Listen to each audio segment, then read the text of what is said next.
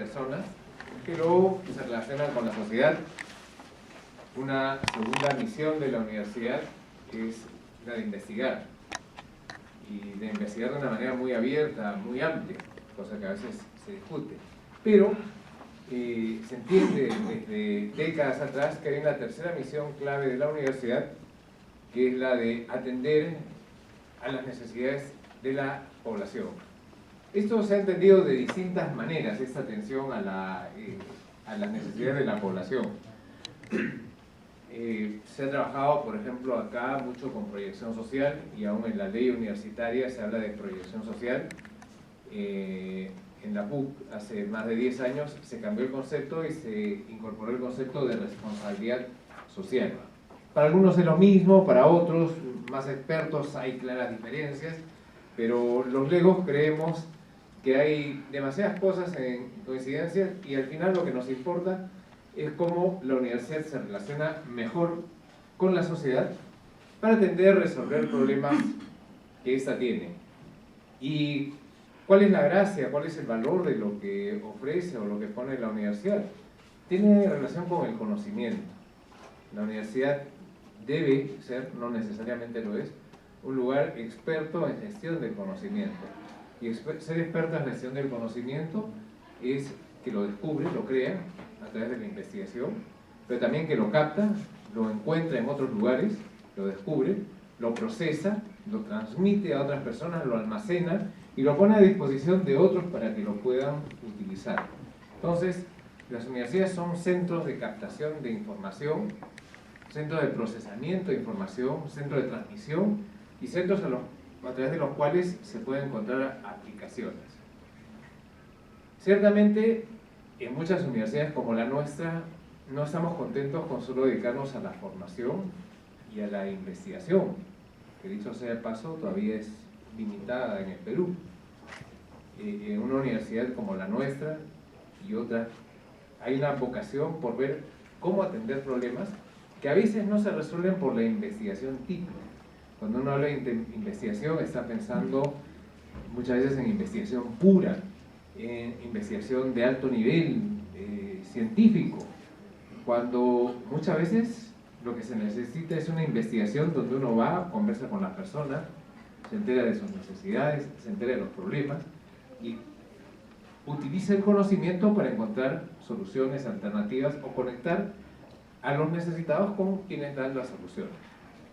Atendiendo a eso, se ha formado este seminario que está dirigido por el profesor Jorge Vargas y con la ayuda del profesor Raúl Muñoz, y han tratado de ver el tema desde distintos aspectos, y me alegra ver que ha incluido mucho los temas de innovación y de innovación social, temas que se han incorporado y van a tratar de dejarnos ciertas lecciones, ciertos nuevos aprendizajes a todos nosotros para que luego los volquemos y los podamos aplicar correctamente. Me alegra ver que se trabaja esto, porque a lo que ya hemos llamado proyección social, a lo que ahora se llama responsabilidad social, hay que incorporarle las técnicas que permiten al final resolver los problemas, y eso tiene mucha relación con la innovación. La innovación tiene sentido cuando uno se entera de qué es lo que necesitan las personas, y a partir de ahí aplica métodos, aplica sistemas que permiten resolver mejor o atender mejor esas necesidades. Entonces, bienvenidos, les deseo lo mejor en estas jornadas que vamos a pasar, e invito a Raúl Muñoz a dar las pautas de lo que sigue. Un aplauso, por favor, para los organizadores. Gracias, Eduardo. Buenas noches con todos. Bueno, agradecer a Eduardo Ismoes por dar esta presentación para el evento que hoy día nos convoca. Es importante, la actividad que se está realizando hoy es la Conferencia Internacional Reducción de la Vulnerabilidad Social a través de la Innovación Inclusiva, y vamos a proceder con el programa. Sin antes, no menos entregar a Eduardo Ismoes en la constancia del evento.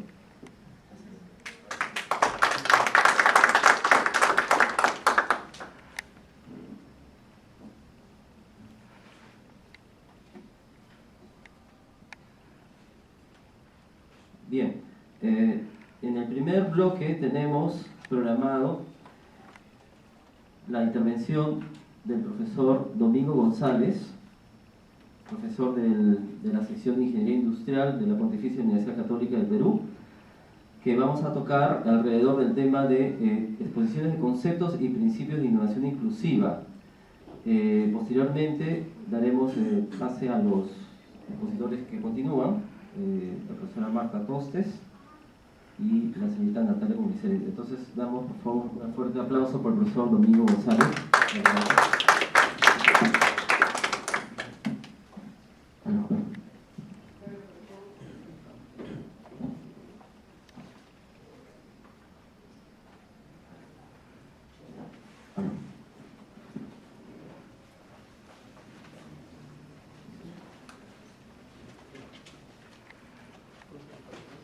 ¿Cómo están? Buenas tardes. Muchas gracias a los organizadores por la invitación a participar de este evento y compartir algunos conceptos que en realidad ha sido un poco retador para ver de qué manera se conjugan esos conceptos de innovación y el concepto de que sea inclusiva, ¿no?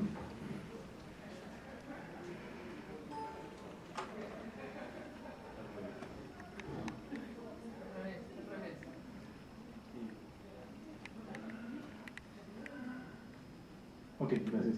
Bueno, la innovación es vista hoy en día como un concepto sistémico, tanto para los que hacen la política de innovación, como para los que actúan en la innovación y buscan interactuar con diversos actores.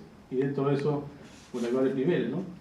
Y he tomado este aspecto del Sistema Nacional de Innovación expresado por Luhmann, en el cual indica que la innovación tiene diferentes modos. Hay un modo que es relacionado al aprendizaje, se llama el modo DUI. ¿Por qué DUI? Por Learning by Doing, by Using o by Interacting, por sus conceptos en economía, o el aprendizaje haciendo, usando o interactuando. Y el otro modo de la innovación viene de la ciencia, la tecnología y la innovación, que está muy marcada en lo que mencionaba Eduardo Ismoes, esas políticas en donde uno hace proyectos muy elaborados con financiamiento de la empresa o del Estado, ¿no? Con fondos públicos, ¿no? Que es un modo de ciencia, tecnología e innovación, y por ahí discurre también la innovación. Y esos dos modos pueden ser aplicados a cualquier sector, ¿no? Sean sectores los más avanzados, en tecnologías más avanzadas, o en sectores más tradicionales. A veces cuando uno piensa innovación, piensa solamente en el cuadrante 4, ¿no? Sectores de alta tecnología en modos de innovación en ciencia y tecnología, ¿no? Y creo que la política actual está centrada en eso, ¿no? Tal vez un poco también a los sectores intermedios, pero creo que poco o nada tenemos del cuadrante 1, 2 y tal vez parcialmente del cuadrante 3, porque es sistema de innovación. Y debemos reconocer también que los elementos del conocimiento se encuentran tanto de manera tácita como explícita, ¿no? Y eso viene de la gestión del conocimiento, de Nonaki, Takeuchi, ¿no? Entonces, el conocimiento tácito se incorpora en las personas, en las organizaciones. El conocimiento explícito es más transferible en la medida en que está codificado en un manual, en un procedimiento, en un proceso, en algún tipo de empaquetamiento, como se llama, de una tecnología, ¿no?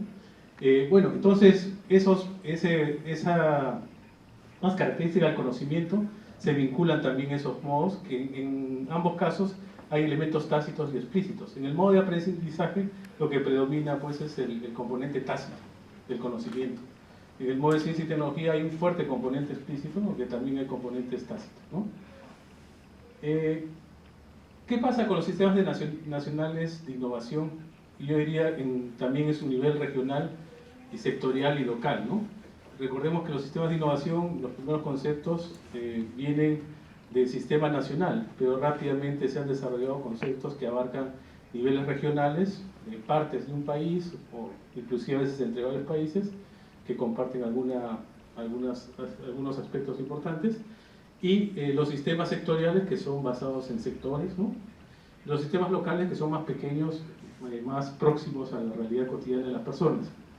Entonces estos sistemas son heterogéneos en los países en desarrollo, es decir, hay una parte del sector, de la economía nacional, como puede ser en el Perú, que está conectada totalmente al mundo y al conocimiento global. Y hay una parte que está o desconectada o parcialmente conectada, ¿no?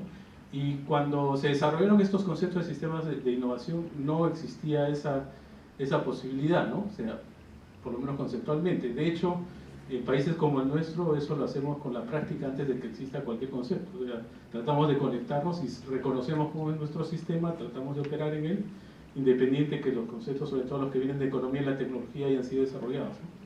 Entonces, digamos que por el uso de tecnología tenemos sectores muy modernos y tenemos que están totalmente incorporados en la dinámica mundial, y sectores más tradicionales o informales que usan medianamente esta tecnología, y los sectores modernos están concentrados. Diríamos hoy en día que el sector moderno está concentrado básicamente en Lima. Si uno ve la concentración espacial de las empresas más grandes están en Lima, salvo algunas operaciones que tienen que estar en regiones por la disponibilidad de recursos, como son las mineras y algunos tipos de empresas agroindustriales, ¿no? Pero básicamente el sector moderno está concentrado en Lima, ¿no? Entonces, digamos que el sector más informal, más tradicional, está concentrado en provincias, aunque en Lima también hay de esos sectores. Bueno, un concepto que no viene tanto de la economía, que viene más de la gestión y desde décadas atrás, que está muy relacionado a eso, porque lo que ocurre con los conceptos tanto en gestión y economía, que suponen que estamos en un país desarrollado, y eso no es así. Y entonces, en la gestión, un aspecto muy importante para hacer este tipo de desarrollos es cuál es el grado de incertidumbre que se presenta en el contexto. Y eso se le ha denominado la turbulencia, ¿no? Que es muy importante cuando uno hace planes, cuando trata de gestionar. Y entonces la turbulencia mundial resulta de las conexiones. Cuanto más conexiones haya, hay más turbulencia. Entonces, como estamos en un proceso de globalización creciente desde hace décadas, desde que Colón descubrió América, digamos así, ¿no? Estamos en un proceso de interacción creciente, la turbulencia aumenta. Entonces, lo que hace las tecnologías de información permiten que los flujos de dinero entren y salgan de un país fácilmente, que la comunicación sea en tiempo real, que hagamos una guerra por televisión, cosas como que han pasado en la guerra del Golfo, cosas increíbles, ¿no? Entonces, toda esa comunicación exacerba la incertidumbre, ¿ya? Pero en los países en desarrollo, además de todo eso que nos causa incertidumbre, tenemos lo que vemos en las noticias todos los días, ¿no? Por ejemplo, hoy día fui a almorzar al mediodía a mi casa, prendí la televisión y ya vi una huelga, gente quemando llantas en la vía Brasil. Puede ser por causa justa o no, pero eso tenemos todos los días acá en la ciudad y en todas las partes del país, ¿no? Y esa incertidumbre no resulta del progreso tecnológico, sino resulta de las diferencias interregionales, intersectoriales, de que haya desequilibrios en la participación en las rentas del país, ¿no? Entonces, ese es un problema. Entonces, eso hay que considerar también cuando hablamos de innovación. ¿Y qué es la innovación inclusiva? La innovación inclusiva, entonces, es el proceso de innovación que se da en contextos de bajos ingresos. Y el contexto de bajos ingresos se da en lugares menos favorecidos, tanto en espacios periféricos de las ciudades, pero también se da en los sectores empresariales informales, en las microempresas, en las pequeñas empresas. ¿Y cuáles son esos aspectos de la inclusión que habría que considerar? Primero, ¿cuáles son los objetivos de la innovación? La tecnología puede ser muy buena para reforzar las condiciones actuales o puede ser muy buena para transformar las condiciones actuales. La tecnología en sí no tiene un objetivo, las personas le ponen los objetivos. Y ahí es donde entran las cuestiones de política, ¿no? Entonces, la inclusión tendría que ver con que la innovación esté dirigida a resolver los problemas de la gente que más lo necesita, ¿no? Ese es un aspecto de la inclusión, ¿no? El por qué lo hacemos. El otro aspecto es incluir a las personas en el mismo proceso de innovación. Hoy en día, cuando se trabaja con innovaciones en ese campo, muchas ONG trabajan y en realidad el trabajo es un poco más antiguo. Tal vez comience con los conceptos de tecnología apropiada que había hace algunas décadas atrás, que tuvieron sus cosas buenas, malas. Algunos criticaban por ser un poco o sea, con el cuento de la tecnología apropiada, olvidar que esos sectores también necesitan la tecnología tal cual, no la apropiada, sino la que usa todo el mundo, ¿no? Yo necesito internet de todo el mundo, ¿no? Entonces no una apropiada que te conecte más o menos, ¿no? Yo necesito el internet. Entonces ha habido discusiones sobre la cuestión es de la tecnología apropiada, pero de todas maneras, cuando se trata de estos procesos de innovación de estos sectores, hay aspectos sociales que son muy determinantes en lo que es la adopción de la tecnología, y eso lleva a que los sectores menos favorecidos tengan que participar del proceso de innovación para que acepten la innovación o el tipo de tecnología, de acuerdo a sus condicionamientos culturales y sociales.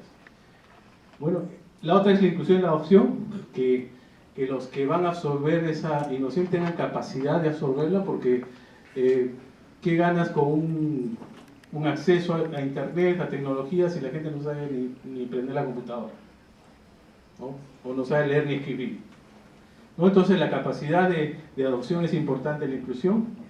Y la otra es la inclusión de los impactos en innovación, es decir, que la innovación finalmente tenga un impacto sobre esa población. Bueno, entonces la innovación inclusiva en las teorías de sistemas de innovación provocaría algún tipo de cambio en el enfoque, no una redefinición del concepto, pero reenfocar un poco lo que ya se trabaja, ¿no? Por ejemplo, en la naturaleza de las innovaciones que se requieren, ¿para qué sectores, en qué sectores tecnológicos, ¿no? Si es que se quiere incluir realmente, incluir más actores que los que usualmente hay en un sistema de innovación. Por ejemplo, son muy importantes ONGs, grupos independientes que actúan como facilitadores de la innovación.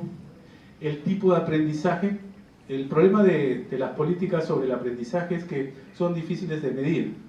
Entonces, normalmente las políticas de ciencia y tecnología al final se miden por los gastos en investigación y desarrollo, los gastos en educación, el número de publicaciones, el número de patentes.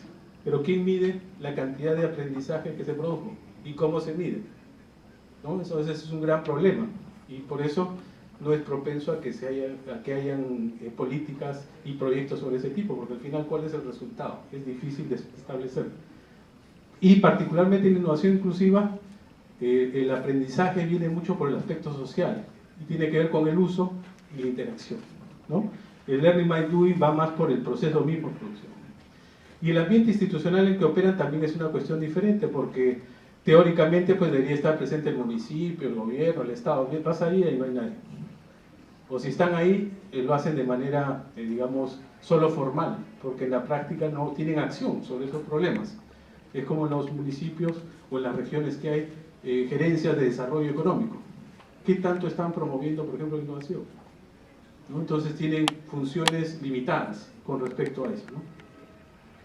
Bueno, eso es lo que quería mencionar con respecto a la innovación, y comentar que, respaldando un poco lo que decía al comienzo de que la práctica en nuestros países va adelante de la teoría, es que recientemente hice algunos estudios en la Amazonía, sobre microempresas en la Amazonía, y que respalda un poco esta teoría, pero que no estaba enfocado desde el punto de vista de la innovación inclusiva, solamente de innovación. Entonces fue una encuesta y una entrevista a muchas empresas de la Amazonía peruana, en el marco de la Expo Amazónica que se hizo en Loreto en 2013, y entonces se entrevistó como a 30, 40 empresas, y esos son algunos resultados.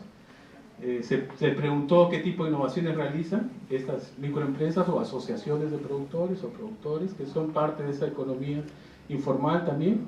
Ellos dicen sí, hacen innovaciones de producto y proceso, pero principalmente basadas en la experiencia. Ellos dicen que son innovadores, pero no dicen que tengan un proyecto I+D. Y no, yo aprendo haciendo. Y está asociada a innovaciones organizacionales, o sea, cuando hacen eso, las que innovan tienen algún énfasis sobre que su organización, por más pequeña que sea, promueva eso, que la gente esté contenta o que tengan autonomía las personas que trabajan con ellos. Y no son inéditas, por lo tanto, hay innovaciones que existen en otras partes del mundo. En algunos casos, en pequeñas empresas que son más exportadoras, es casi una constante en todo lo que es innovación. Las empresas exportadoras tienden a ser más dinámicas, más innovadoras, tal vez tengan algo más de proyectos de I+D como fuente de innovación, y no tan solo el aprendizaje basado en la experiencia. En los productos de la biodiversidad de la Amazonía es muy importante las certificaciones, comercio justo, todo eso. Entonces suelen tener también un rango de certificaciones que les permita llegar a mercados de fuera. Y una cosa interesante es que perciben que requieren colaboración. O sea, el aprendizaje basado en la interacción y en el uso, también ellos sienten que por ahí está, digamos, una beta que podrían explotar más en su beneficio. Y el tamaño, las que son más pequeñas suelen ser menos innovadoras que las que son un poco más grandes, ¿no? Eso es lo que tenía para, digamos, introducir el tema y a partir de eso conversar sobre innovación inclusiva. Muchas gracias. Aplausos para el doctor Domingo González. Bien, continuando con el programa, invitamos a la profesora, la doctora Marta Tostes, profesora principal del Departamento Académico de Ciencias de la Gestión de la Pontificia Universidad Católica del Perú, para la ponencia ¿Por qué la innovación? Aplausos para ella.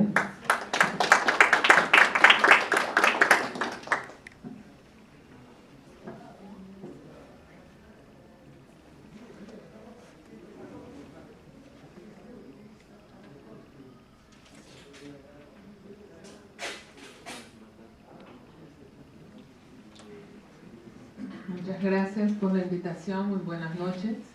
Hablar de innovación inclusiva significa también empezar por hablar de exclusión, ¿verdad? Se necesita incluir porque hay procesos de exclusión en diversos aspectos, en el aspecto económico, social, cultural, en el aspecto político. Entonces, cómo los diferentes tipos de organización enfrentan los aspectos en los cuales uno asocia una determinada vulnerabilidad. Esa vulnerabilidad se construye, ¿no?, como ámbito de análisis a partir de la revisión de una realidad. Esa realidad en general es compleja, y dentro de esa visión compleja, los procesos de exclusión que ameritan procesos de políticas inclusivas van a requerir un conocimiento muy específico de cada una de esas realidades. Vamos a ver algunos aspectos vinculados a la construcción de esos sistemas de ciencia, tecnología e innovación que empiecen a visualizar ya no solo la innovación desde una perspectiva productiva, sino también ir más allá de la innovación tecnológica y pensar en una innovación donde también estamos pensando en una rentabilidad social y, por qué no, en la generación también de valor público a partir de las innovaciones en ese tipo de organizaciones. Algunos espacios para innovar, y ahí he tomado un tipo de vulnerabilidad, la vulnerabilidad hacia el desastre. Tengo entendido que el grupo es sobre crisis y desastres y justamente estoy haciendo algunas investigaciones sobre el tema y sabía que varios iban a centrar en otros temas y yo en ese caso traje algunos elementos y algunos ejemplos sobre innovaciones para reducir esa vulnerabilidad vinculada al riesgo de desastres. Vamos allá. Bueno, en primer lugar es un gráfico denso. Empezamos con la lectura de la perspectiva sistémica, ¿no?, del ecosistema de ciencia, tecnología, apoyando en la generación de conocimientos, y por otro lado el sistema de innovación agregando valor. ¿Qué tipo de valores? Ese es el tema que vamos a conversar. Y en ese interín hay, bueno, los actores, ¿no? La triple hélice, como en general se ha planteado hasta ahora, y cada vez más autores, incluyéndome a mí, estamos preocupados también en las organizaciones de la sociedad civil y cómo ellas también vienen permitiendo enlaces, por ejemplo, dentro de aspectos de innovación para la inclusión social, canalizar de manera específica tanto las necesidades de la población como enganchando esas necesidades al acceso a servicios públicos. Entonces, si hablamos de innovación y de inclusión social, sí tenemos que hablar de la triple hélice, pero en el caso en particular de países en desarrollo, en especial también tenemos que incluir las ONGs y las organizaciones de la sociedad civil como un todo. Muy bien, de esos serie de inputs y de esos enlaces y de esos outputs, vamos a tener procesos también que puedan desarrollarse de manera sistemática, o sea, que exista una sistemática, que esos outputs alimenten cada vez más los inputs del sistema de ciencia, tecnología e innovación. Pero esa generación de conocimiento y esa generación de valor y esa acumulación se da en diferentes tipos de organizaciones, o sea, diferentes formas de organizaciones para resolver los problemas, por ejemplo, de inclusión social, ¿no? Desde la perspectiva netamente privada, la generación de conocimiento, cuando se apropia de manera privada, se genera una propiedad intelectual sobre ese conocimiento. Cuando desde una perspectiva, digamos, de generación de valor, eso genera los beneficios privados y la apropiación privada, que también es importante entenderlas en contextos de vulnerabilidad. Y en especial ahora con los tratados de libre comercio internacional, es muy importante esos elementos porque en general puede generar mayor niveles de vulnerabilidad en temas vinculados a salud, por ejemplo, ¿no? Y la acumulación privada finalmente completa el cuadro del ámbito de las organizaciones privadas. Desde una perspectiva de las organizaciones vinculada más a la gerencia social, a la gestión social, ya en ese caso tenemos una generación de conocimiento que no es solo un conocimiento desde la universidad hacia la población. Hay muchísimo de interacción, esa soberbia de que en la universidad es donde se produce el conocimiento y vamos a entregar ese conocimiento en un entorno, es una soberbia que si hablamos de innovación inclusiva tenemos que quitarnos de la mente, ¿no? O sea, hay un proceso de aprendizaje mutuo, desde el conocimiento de las necesidades hasta la atención a esas necesidades, que tiene que ser muy interactivo. Y por ello, la idea de comunidades de aprendizaje de François Vallée nos viene también para la responsabilidad social universitaria que proponemos, por ejemplo, desde la universidad. Eso genera un valor social, una rentabilidad social, que tiene otros mecanismos de contabilidad, otros mecanismos de visualización. Ese valor social genera finalmente un capital social. Y muchas de las técnicas de inclusión o de innovación inclusiva tienen que ver con la generación de ese capital social, que en general se subdivide en tres tipos: el capital de la comunidad, del entorno de la comunidad, el capital que es el puente, que lo vincula con otros niveles organizacionales y otros niveles de generación de valor, y la conformación de redes, las famosas redes tan importantes para procesos innovativos. Y desde la perspectiva pública, el acceso público a la innovación. Es completamente distinto gestionar una información que va a ser de acceso público de una información que va a venir a un proceso de apropiación privada. Entonces hay que entender desde una perspectiva diferenciada. Eso genera valor público y bien público. Digamos, como niveles o tipos de organización, tendríamos las diferencias que ya he estado exponiendo. Pero además, si incluimos a todo eso, hasta ahora, por acá hablamos de crecimiento, o sea, generación de valor, y acá hablamos de desarrollo. Pero si incluimos también ahora el aspecto ambiental, por ejemplo, en ese aspecto ambiental necesitamos de los tres pilares igual. O sea, necesitamos conocimiento en términos de límites de los recursos naturales para entender los límites de ese crecimiento. Tenemos que conocer nuestra biodiversidad y conocer y tener acceso a biotecnologías apropiadas a esa realidad para que podamos generar valor. ¿Y cómo generamos? A través de propuestas de aprovechamiento con biocomercio, con bioeconomía, y allí tenemos ya el concepto de crecimiento verde, propiamente dicho. Pero si juntamos el aspecto económico, social y ambiental, ya tenemos dentro de por lo menos dentro de esas tres visiones, una visión de desarrollo sostenible. Es importante entender que cada uno de esos aspectos puede generar un tipo de exclusión y por lo tanto generar por parte de las organizaciones un tipo de política inclusiva. todos conocemos bien los ámbitos que la innovación se puede desarrollar. El manual de Oslo ya nos alienta a pensar desde sus primeras ediciones en las innovaciones de producto propiamente dicho, innovaciones de proceso, y en su tercera edición incluye los aspectos ya no solo de tecnologías materiales, sino las tecnologías intangibles como el aspecto organizacional dentro de las organizaciones o en el entorno del mercado, por ejemplo, la propia asociatividad para cumplir con elementos de inclusión y también de marketing.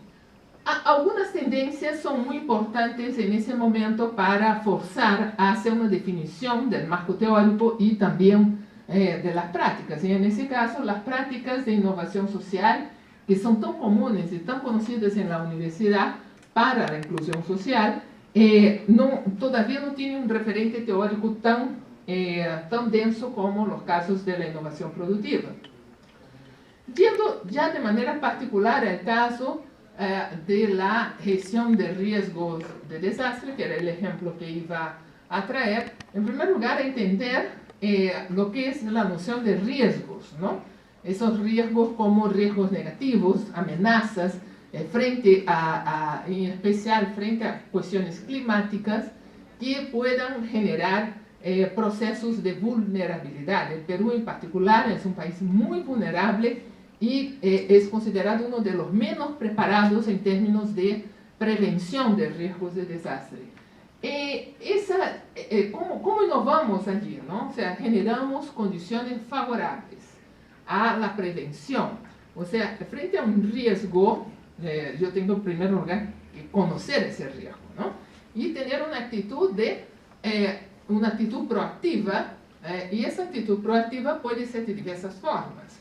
Una forma es actuar directamente sobre ese riesgo, planteando una contingencia, y existen otras que se llama transferir, o sea, reconocer el riesgo, pero transferir. Por ejemplo, un tipo de seguro contra elementos de riesgos por desastre nos lleva a la idea de querer hacer un seguro o elementos de instrumentos financieros que puedan ser también innovativos. La idea de generar esas condiciones favorables es disminuir esa vulnerabilidad frente a procesos de cooperación o autogestión, visualizando los posibles impactos sociales, ambientales, laborales, productivos, etcétera, que puedan venir a partir de allí. ¿Qué tipo de espacios tenemos para innovar en ese campo? Digamos, el PNUD nos plantea una reflexión en torno a tres grandes ejes. El desarrollo de uso de tecnologías de la información y comunicación como elemento tecnológico clave. También desde una perspectiva pública, tener clara cuáles las políticas públicas, por ejemplo en el caso peruano, el seguro ambiental contra catástrofes podría entrar dentro de esa perspectiva, y también del desarrollo de servicios y productos financieros. Algunos ejemplos para ya culminar mi participación.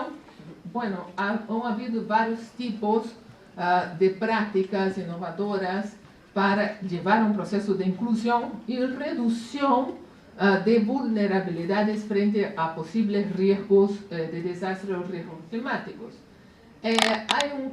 Cada vez más conocemos los hackatones, ¿no? Esas reuniones que buscamos encontrar a través de varios grupos una propuesta concreta para reducción, digamos, o para resolver un determinado problema. En ese caso, ha habido ese Fondo Mundial para la Reducción y Recuperación de Desastres, ha hecho su propio hackathon para desastres en Asia, y lo que se ha hecho fueron herramientas de pronósticos de precipitaciones fluviales para mejorar disminuir la probabilidad de riesgos frente a los agricultores por inundaciones. El uso de las TICs, en particular para sistemas de información local, muy utilizado cada vez más los celulares, mecanismos de apps. Los agricultores no tienen televisión, pero buscan su celular. Y muchas veces, más importante que llevar energía eléctrica, inclusive para las bombillas o para la luz de la casa, existe una gran presión por llevar luz para cargar los celulares. Imagínense ustedes, mucho más importante en la casa, en el ámbito rural, muchas veces es el acceso a la televisión, ¿no? Y que la televisión viene un modelo de consumo muy fuerte que para el propio consumo diario. Entonces, ese tipo de necesidades tenemos que conocer e intercambiar con la población. Y esa práctica, justamente, la idea era, a través de sistemas de telefonías, de teléfonos celulares, tener un sistema de información para avisar cuencas arriba, a cuencas abajo, qué es lo que está pasando, tener un sistema de intercomunicación frente a posibles desastres para también rescate de personas y de vidas humanas. Otro tipo de innovación, no necesariamente productiva, pero en los servicios, son las innovaciones financieras. La idea de seguros contra catástrofes pensados desde una perspectiva diferente, con herramientas financieras diferenciadas, también es otro campo que no usamos mucho. Pensamos en tecnologías duras, etcétera, pero poco estamos pensando en inclusión financiera. Y la inclusión financiera es fundamental, también es uno de los aspectos de la inclusión. Y en algunos casos, la idea de tener un primer seguro que permita tanto la incorporación o la inclusión financiera como la transferencia de riesgo de las familias para las aseguradoras, también es interesante visualizar. Otro caso de seguro contra riesgos de catástrofe, en ese caso de Santa Lucía, en el Caribe, también nos lleva a plantear la formalización de esos tipos de elementos. Y en el marco de las políticas públicas, tenemos también una serie de elementos, tanto de planificación urbana, elementos de construcción, control ambiental, desarrollo regional, etcétera, que nos permite reaccionar frente a ese tipo de vulnerabilidad. Yo quise traer ese caso del tema de la vulnerabilidad frente a los riesgos porque estamos al borde, ¿no? O sea, ahí dicen, ¿no?, los especialistas, de tener un fenómeno del Niño un poco más fuerte. Algunos especialistas en clima dicen que no está siendo tan fuerte, y existe de todos modos un temor por ese tipo de elementos. Entonces, en el proceso de innovaciones para la inclusión, busquemos pensar desde una perspectiva global, y uno de los aspectos de esa posible exclusión es excluir de mecanismos de prevención frente a desastres, ¿no? Entonces, fundamentalmente era ese mensaje que quería darles, y esperemos que la discusión pueda ampliarse en torno a otros elementos de inclusión que permitan visualizar procesos innovativos. Muchas gracias. Bueno, agradecemos a la doctora Tostes por su presentación. Vamos a continuar con nuestro siguiente expositora. Llamamos adelante, por favor, a la señora Natalia Condiceri, del Departamento de Responsabilidad Social DAPS de la Pontificia Universidad Católica, para la exposición ¿Por qué la inclusión?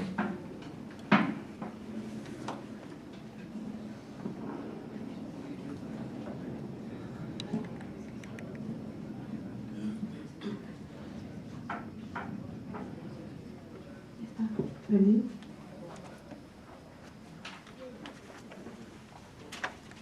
Bueno, buenas noches, muchas gracias por la invitación. Disculpen la demora, me equivoqué de pabellón, me fui al otro edificio, pero bueno, ya estamos aquí. Yo vengo de la Dirección Académica de Responsabilidad Social de la Universidad Católica, y justo lo que quiero compartir con ustedes es un poco el enfoque, ¿no?, de responsabilidad social universitaria que proponemos, que tiene mucho que ver con lo que dijo la doctora Marta Tostes, ¿no?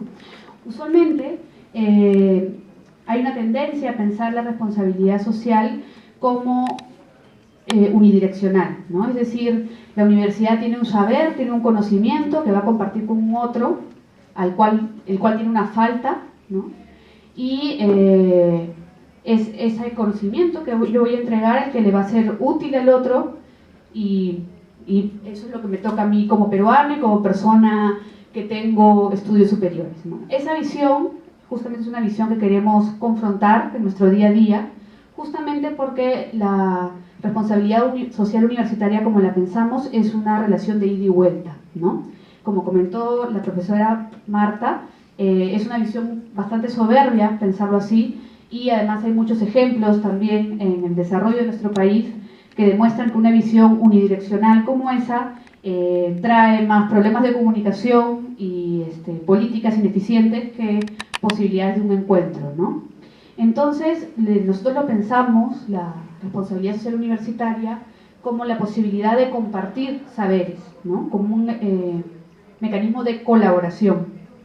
Y la idea y lo que tratamos de motivar en docentes y en estudiantes que trabajan en responsabilidad social universitaria es justamente que hagan el esfuerzo de pensar cómo esos conocimientos, ese vínculo, ¿no? Retorna a la universidad a través de nuevos saberes que enriquecen el trabajo en el aula también. Dentro también de los retos que tenemos a la hora de pensar la responsabilidad social universitaria, está también recordar que en ese vínculo tiene que estar siempre presente la ética. Es decir, muchas veces también se piensa que nuestros estudiantes, ¿no?, tienen que salir a hacer trabajo de campo o vincularse con un otro, porque eso es muy útil para su aprendizaje. Pero nos olvidamos que en ese trabajo de campo muchas veces también se generan expectativas, ¿no? Hay una expectativa también de un tipo de devolución de ese intercambio, ¿no? Entonces, justamente trabajando con la DGI y con otras áreas de la universidad, reconocemos que es muy importante la devolución y todo el consentimiento informado en ese tipo de relaciones que se generan. Es decir, que haya total transparencia en el vínculo que se genera con las comunidades con las que trabajamos. Eso en relación a la responsabilidad social universitaria como primera entrada. Y ahora, para hablar un poco más sobre inclusión, ¿no? También desde la Dirección Académica de Responsabilidad Social pensamos mucho la inclusión con otra palabra clave, que es la equidad. Porque la concepción tradicional de ciudadanía muchas veces no confronta los límites que se pueden dar en el ejercicio de la ciudadanía. ¿A qué voy? A que usualmente pensamos, y eso es lo que nos han enseñado, ¿no?, que la ciudadanía implica que todos somos iguales. Pero muchas veces eso nos puede llevar a pensar que todos requerimos lo mismo para poder ejercer nuestra ciudadanía y tener una vida digna. Y finalmente somos una sociedad muy diversa y por ende hay demandas diversas, ¿no? Y hay que reconocer esas demandas diversas para poder asegurar que todos puedan ejercer la ciudadanía con este reconocimiento positivo de la diversidad.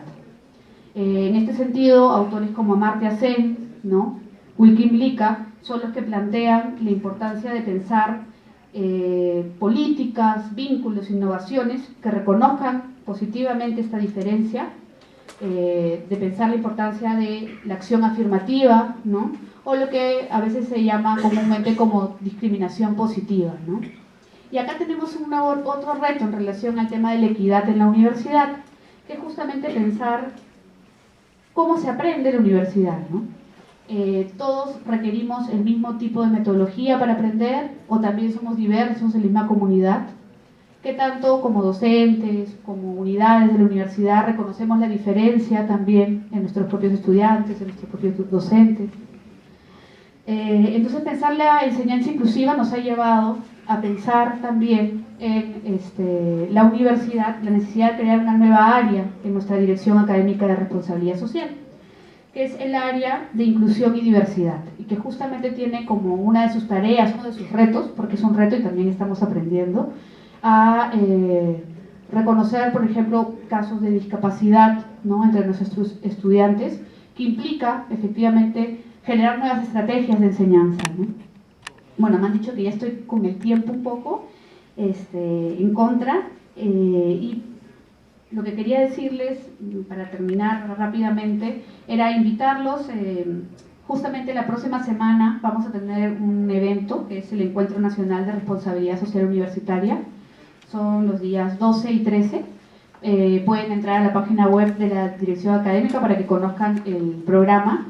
Y justamente estamos realizando este encuentro para seguir pensando, ¿no?, los retos que plantea la diversidad a la hora de plantear temas como inclusión, como equidad, la importancia de la ética en el trabajo universidad-comunidad, ¿no?, el reconocer esta chamba que tenemos de ida y vuelta y no, como les dije, unidireccional, ¿no? Entonces están todos invitados y bueno, gracias por la oportunidad. Gracias, Natalia, por la información. Invitamos para cerrar esta mesa a la doctora Costes, adelante, y al doctor González, para simplemente un cierre ya de este bloque.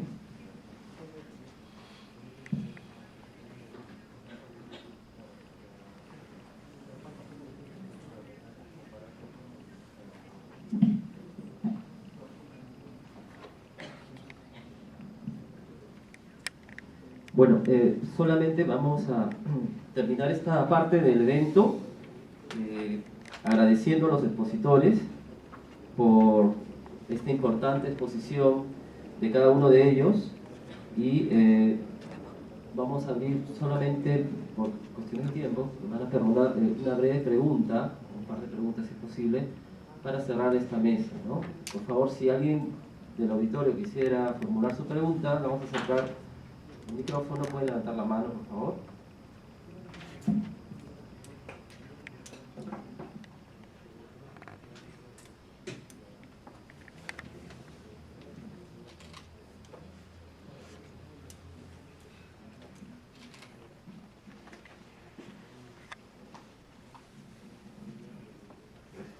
A los tres panelistas, me gustaría saber qué puede usted recomendar en las políticas públicas para que la innovación inclusiva pueda ser parte de la agenda nacional de acá en adelante.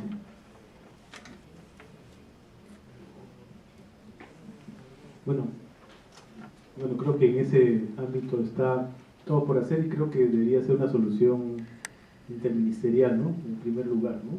Porque es algo transversal y que se piense desde diversas perspectivas, ¿no? Y hoy en día las políticas de innovación como tales están muy centradas en el modo que yo mencionaba de ciencia, tecnología e innovación, que no necesariamente es el cómo vamos a llegar a transferir y regresar, ¿no?, como bien dicen, y regresar conocimiento en este tipo de sectores, ¿no? Entonces, esa es una primera recomendación, ¿no?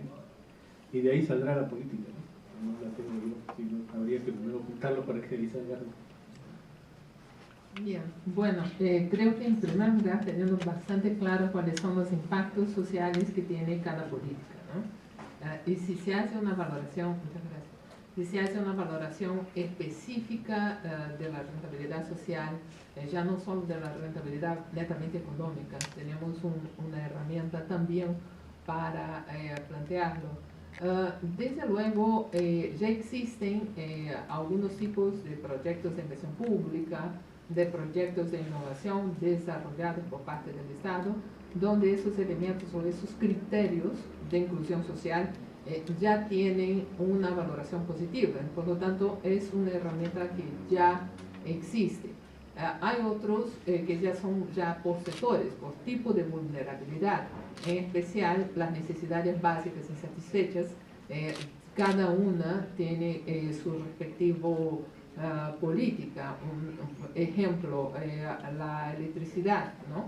Entonces tenemos una política de extensión de energía eléctrica en el ámbito rural promovida por sectores o por algunas empresas por parte del Estado. Entonces se debería hacer por lo menos un balance de cuáles son esas necesidades básicas que son insatisfechas, con las cuales mínimamente se debería trabajar para procesos inclusivos. Y posteriormente ampliar ese concepto, ¿no? La inclusión financiera, aspectos como la inclusión en el sistema de ahorro, por ejemplo, es bastante relevante en el caso de repercusiones de programas como Juntos, que fue hecho para dar una transferencia condicional a las familias, pero también tienen un factor de inclusión al sector financiero. Entonces, tener claro cuáles son las vulnerabilidades más importantes, cómo se viene actuando Y la restricción mayor, haciendo balance de todo eso, es que siempre se quedan en pilotos. O sea, la cobertura es pequeña. Existe la política, pero la política tiene una cobertura pequeña. ¿Cómo dar saltos o escalar procesos de innovación para replicarlos y llevarlos a una población más amplia? Creo que eso también por parte de la universidad deberíamos analizar. Elementos costo-efectivos que permitan procesos de difusión más claramente definidos.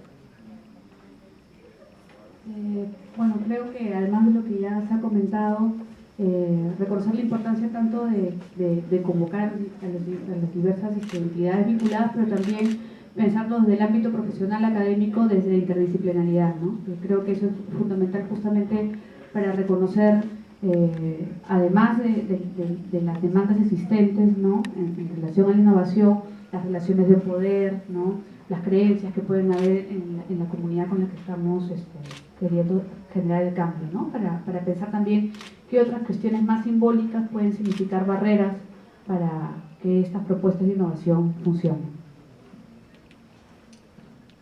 Gracias. ¿Una pregunta para terminar? Sí, buenas tardes. Dentro del hablando de innovación inclusiva, recuerdan que muy aparte de llevar esta hacia personas en situación de pobreza que se encuentran en la periferia, mencionaron también que la innovación inclusiva está dentro de parte de las empresas. ¿Cuáles serían sus perspectivas y sus sugerencias de cómo la empresa misma podría promover su innovación y el Estado también, sabiendo que el INEI hizo la primera y única encuesta de innovación del año 2012? Bueno, sí, efectivamente la innovación inclusiva no se restringe a las personas pobres, ¿no? Las personas pobres trabajan, las personas pobres trabajan en una empresa, tienen un empleo informal. Entonces, no se trata de la persona pobre, sino se trata de que llegue a ellos y a sus medios de producción, ¿no? Entonces ahí entran las empresas, las comunidades, agrícola, todo ese ámbito, la selva, en cualquier lugar, ¿no? Y es por eso que de lo que se trata es de que se genere una actividad que funcione, ¿no? Que haya logística, que haya todos los medios para que ese sector tenga el progreso, ¿no? Y eso no es sobre la persona únicamente, sino sobre las actividades productivas. Bien, creo que hay una actitud cada vez más importante y relevante por parte de las empresas de responsabilidad social, de entender su rol en el entorno, pero también hay cada vez más esos conceptos de empresas B, no sé si han escuchado hablar, donde la rentabilidad social entra en el marco de su propuesta de valor y finalmente la rentabilidad privada que tiene es muy importante, pero su fin último en realidad es la inclusión social. Por ejemplo, personas con discapacidad, con ciertos niveles de discapacidad mental. Hay una empresa vasca, un ejemplo, que empezó a hacer yogur, pero que cada persona con su problema, una mueve el yogur, la otra saca la leche, etcétera, pero lo integra económicamente a una actividad productiva para ser parte de su tratamiento, y al final genera una empresa viable, rentable, pero el fin último de esa empresa rentable es el proceso de integración social de esas personas con ese tipo de discapacidad, ¿no? Entonces es un ejemplo también de empresas sociales o empresas tipo B que involucran cada vez más ese tipo de pensamiento, ¿no? Bueno, agradecemos a nuestros expositores por haber brindado este primer bloque y damos gracias, por favor, aplausos para ellos.